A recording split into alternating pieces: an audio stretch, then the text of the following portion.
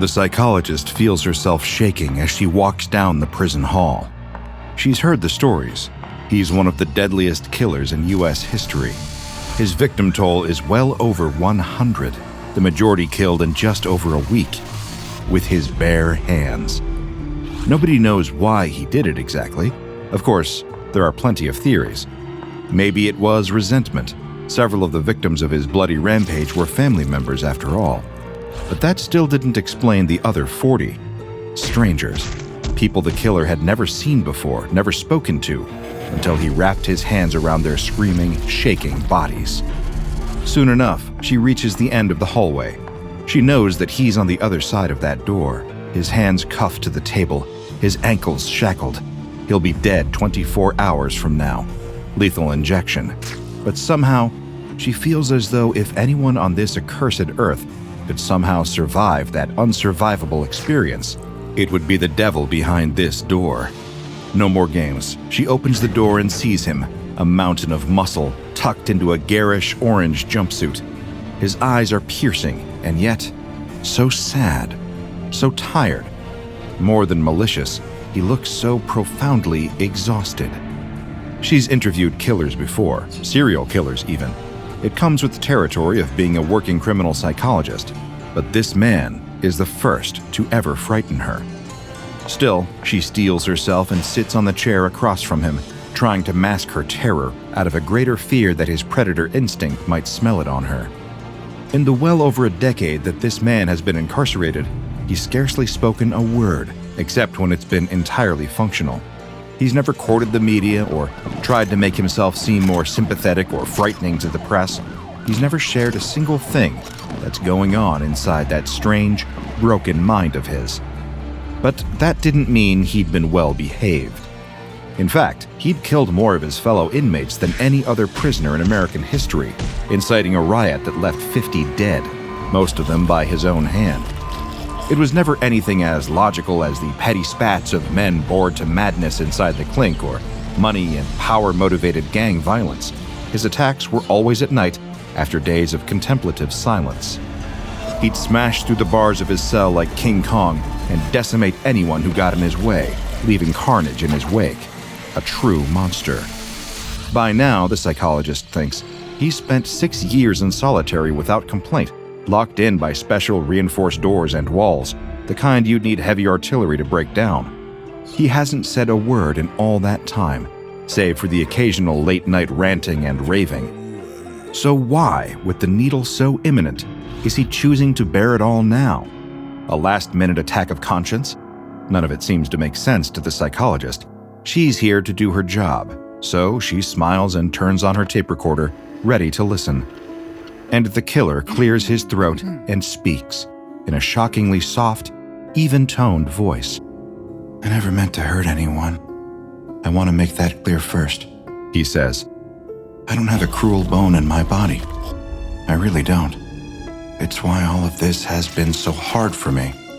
This isn't what she was expecting. When serial killers normally choose to pour their heart out while the reaper looms, it's often a litany of complaints. My parents let me down, society let me down, all my victims had it coming, they provoked me, tempted me, and so on and so forth. But this strange tone gives her pause for a moment, until she responds, "Then why did you hurt all those people?" She notices his huge body tense up at the thought. "You're going to think I'm crazy when I tell you," he says. "I'm not crazy." She nods slowly, trying to soothe him. "You're probably not going to tell me anything I haven't heard before," she replies. The killer gives a sad smile and sighs. "I wouldn't be so sure. You see, it all started with a horse." Years back, the killer had been a normal man. He'd had a wife he loved, kids he cherished, a job that he found challenging yet fulfilling.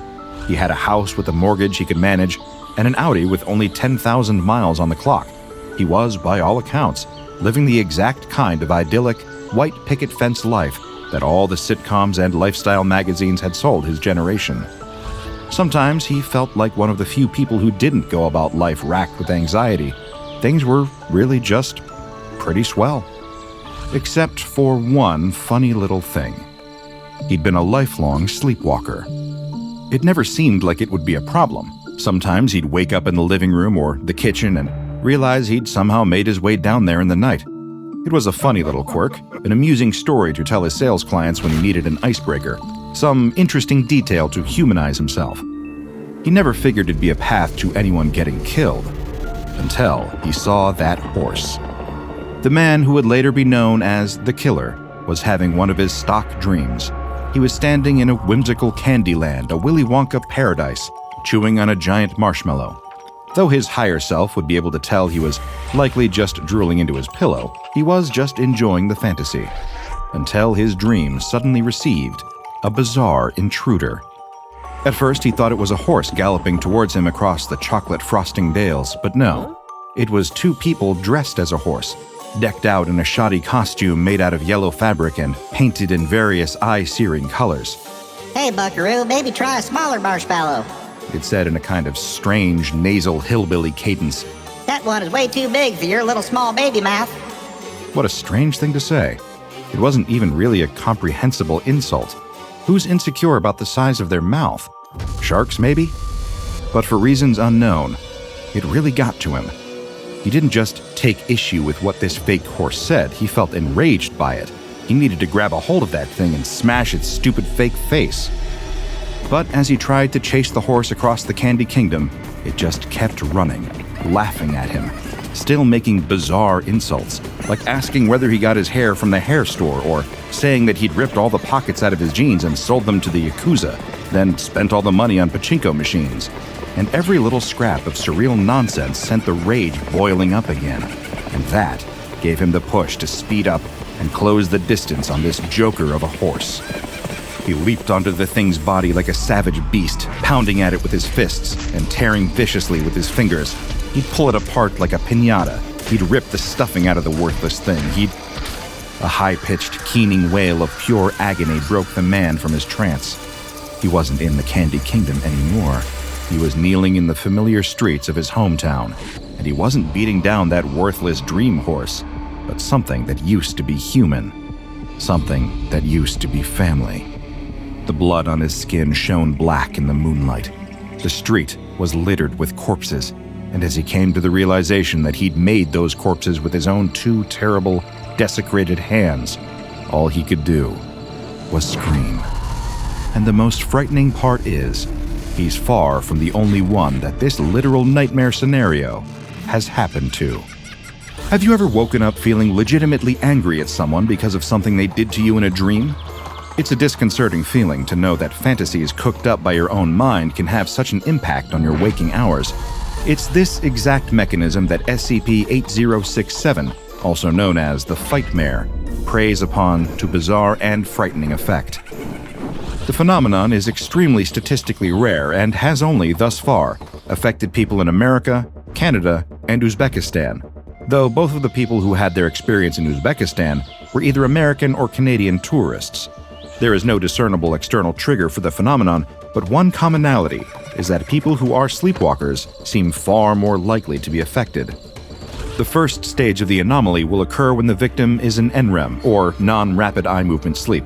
They will experience an extremely distressing dream for exactly 23 minutes and 30 seconds, and during this period, they will engage in an anomalous somnambulistic state that is impossible to break out of.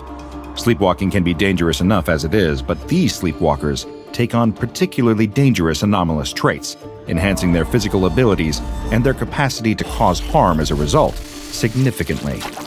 Some of these strange effects include suddenly being able to lift 10 times your own body weight, being able to run up to speeds of 120 kilometers per hour, being able to chew through brick and concrete, and being able to digest inert materials. You're not invulnerable in this state, however, and several of the people afflicted by SCP-8067 have been killed after accidentally running into traffic. What could possibly be causing all this?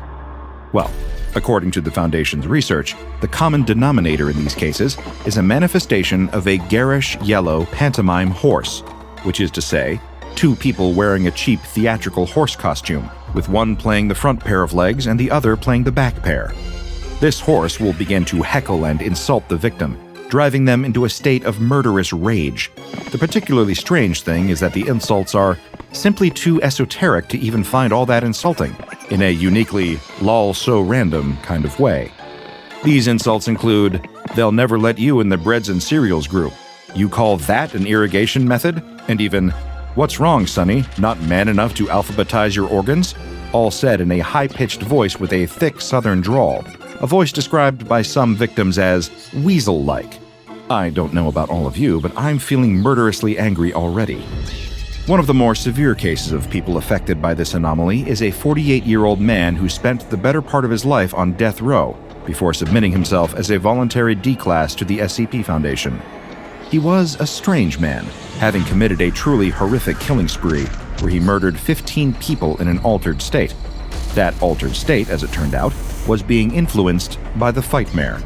He, however, is just one of the 10 people afflicted by the SCP-8067 issue that are currently in SCP Foundation Containment. Since he's been admitted into Containment, the rate at which he's experienced visitations from the Fightmare have tripled. Let's take a look at the data from the 9 other unfortunate souls who've encountered this nightmarish horse and lived to tell the tale. One 63-year-old militant libertarian was visited by the equine menace in his isolated ranch, where he'd gathered a huge number of automatic weapons to defend his sovereign citizen lifestyle. The result was him firing off over 5,000 rounds while inside his house, trying to kill the horse that existed only in his own mind and getting him arrested in the aftermath. His consortium of Don't Tread on Me associates have since started a campaign to prove that the government sicked the Fightmare on this man to discredit him, a campaign the Foundation has only been partially successful in suppressing. A 32-year-old female was arrested after causing a 28-car pileup on the freeway, which is honestly quite an optimistic result, given that she was literally asleep while laughing. She was doing this because she believed she was in pursuit of the Fightmare, which had stolen the Pope-mobile, a colloquial name for the special armored vehicle driven by the Pope during public tours. The Fightmare had, needless to say, not stolen the Pope-mobile. A 12-year-old male who lived on a farm was able to remain a functional victim of SCP-8067. He'd been frequently visited by the Fightmare since he was 5 years old, and in his nightmarish episodes, he's tried to devour multiple cows on the farm, perhaps believing in his dreaming state that they were the horse. His family had kept him sequestered away, but his methods of Fightmare mitigation have been used to inform the Foundation's own methodology for containment of SCP-8067. A 24-year-old woman accidentally fell from a 5th-story window while sleepwalking during what must have been an intense battle with the Fightmare. But even severely injured, she was able to bite the necks of the paramedics who came to save her. Due to her injuries, she's in a permanent comatose state, which, ironically, makes her much more dangerous, as she's permanently in her powered-up dream state, meaning the Foundation needs to keep her restrained at all times. A 31-year-old male's rampage was even more strange and deeply embarrassing. During the violent and insane spree, after attacking and beating the living hell out of a large number of people, he attempted to have, well, let's just say biblical relations with the tailpipe of his 2015 Dodge Charger. Use your imagination. All we can tell you is that in his first debriefing interview with the Foundation, he said, quote, "I realize I have no way of proving this, but I promise that I didn't do anything the horse's wife didn't explicitly ask me to." I don't often say this, but I really wish more of this file was redacted. A 40-year-old female Wisconsin trucker drove her semi-truck into a rest area after falling asleep at the wheel. She claimed that doing this, despite destroying the rest area, allowed her to kill the Fightmare. However, killing the Fightmare did not stop it from manifesting in her future dreams, so the being truly does seem impossible to defeat in any permanent way. How delightful. A 30-year-old Navy man sailing on an important U.S. combat vessel went to sleep while at sea and used the ship's weapons to, by his own telling, fire at the Fightmare. Instead, however, his weapons fired upon a passing Chinese vessel. This almost caused an international incident that could have plunged the world into all-out war, but the Foundation intervened and was able to prevent escalation. In his debriefing interview with the Foundation, he said, quote, "Look, dreaming or not, I know what I was shooting at. That horse is absolutely a terrorist." I'm at least somewhat inclined to agree with the poor fellow at this point. A 19-year-old male is a particularly unique case. During his initial SCP-8067 experience, he went on a rampage and destroyed his entire apartment complex, leading to him being secured and contained by the SCP Foundation. That's when something odd happened. During his next SCP-8067 experience while in Foundation Containment, he began insulting the Fightmare back. He unleashed all the bile and venom you'd expect from a disaffected 19-year-old, with a tongue sharpened to a lethal edge after a decade spent trash-talking in Call of Duty lobbies. These brutal, paint-peeling, grandma-scandalizing insults caused the Fightmare to weep so hard that it exploded, and has not since manifested in his dreams again, a luxury not shared by the woman who ran it over with a semi-truck. The Foundation is looking into this as a potential method to fight back against the entity, and is consulting with various professional insult comics for advice. And a 38-year-old man almost caused a mass tragedy when he engaged in a SCP-8067 incident while on a commercial flight. Thankfully, other people on the plane were able to band together and subdue him before safely landing the plane in Newark, New Jersey. But the damage had already been done. Many on board never disembarked, having been murdered by the bare hands of the Fightmare's latest victim. Since being taken into Foundation Containment, he's tried to deprive himself of sleep to prevent an incident like this happening again. With the cruel irony being, it's causing him to very quickly lose his mind. Despite the abject silliness of a pantomime horse making nonsensical insults to you in your dreams, the results are undeniably something straight out of a nightmare. Due to the highly unpredictable and often dangerous nature of SCP-8067, it's been given the KETER Containment Class, and as such, has extensive and complicated containment procedures. SCP-8067-A, the aforementioned people affected by the phenomenon, are kept in standard humanoid containment cells at Site-59, seeing as they pose no risk while they're awake. When they're asleep is sadly a different story. They're made to sleep physically confined in special reinforced beds with a built-in EKG monitor, and the Foundation makes a point to record their dreams upon waking for signs of SCP-8067 intrusion. As for security in the rooms of the subjects to try to prevent SCP-8067 incidents, we have Protocol 58 Girion, a series of precautions taken to scare off the monstrous oniric horse. These precautions are as follows. There are to be at least 6 small cardboard circles with the words "Horse Trap" written legibly upon the top-facing side placed around the room's floor to deter the horse's movements. 10 grams of salt are to be placed in a protective circle around the bed, with the salt container left nearby, with a label that says, "Powdered potassium horse explodinate. Warning, makes horses explode on contact." Another cunning ruse, you see, an act of psychological warfare against the horse. And of course, there's the pièce de résistance, a small plastic Godzilla toy, perpetually facing towards the door, with a plastic knife and fork glued to his stubby Godzilla arms, and a Level 1 Foundation name tag that reads, "Jeremy, Devourer of Horses." You may be thinking this containment procedure isn't nearly as involved as the huge tank of high-strength acid required to contain SCP-682, or the complex series of fluid barriers and geometric shapes meant to counteract the barrier phasing abilities of SCP-106. But you should be aware that what I just explained to you is the 16th iteration of the Protocol 58 Girion. SCP-8067 consistently gets wise to the Foundation's attempts to keep it out, and so new versions of the containment procedures need to be devised. Foundation plants in all levels of government and law enforcement closely monitor people convicted of violent crimes, in case any of them mention dream horse-motivated rage as the driving force behind their criminal acts. These people are to be discreetly transferred to Site-59 for questioning and potential containment if necessary. And any mentions of the Fightmare itself are to be suppressed immediately, given that not only could widespread knowledge of the entity lead to false positives, it could also be used as a fake excuse by criminals in order to avoid consequences for their actions. Web crawlers are often utilized to hunt down and eliminate mentions of the Fightmare online on the rare occasions that it pops up. As this is one of the more recently discovered anomalies, it also has a risk and disruption class.